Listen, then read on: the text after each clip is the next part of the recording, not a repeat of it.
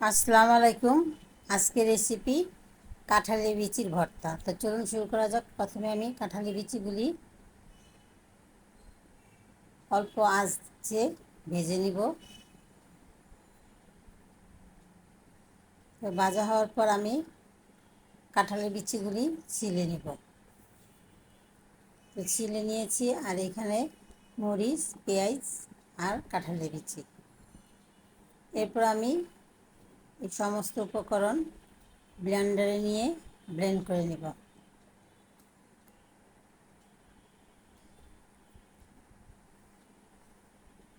এখন আমি এখানে কাঁঠালের বিচিগুলি, পেঁয়াজ, শুকনা মরিচ আর দিব স্বাদ অনুযায়ী লবণ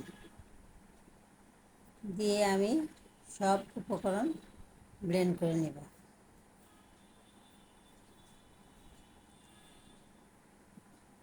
তো আমার ব্লেন্ড করা হয়ে গিয়েছে। আমি এখন একটা বাটিতে ঢেলে সামান্য একটু সরষের তেল মাখিয়ে নেব। তো হয়ে গেল আমার কাঁঠালের বিচির ভর্তা। যদি ভালো লেগে থাকে তাহলে ফেসবুকে ফলো, লাইক, শেয়ার আর ইউটিউবে সাবস্ক্রাইব। আল্লাহ হাফেজ।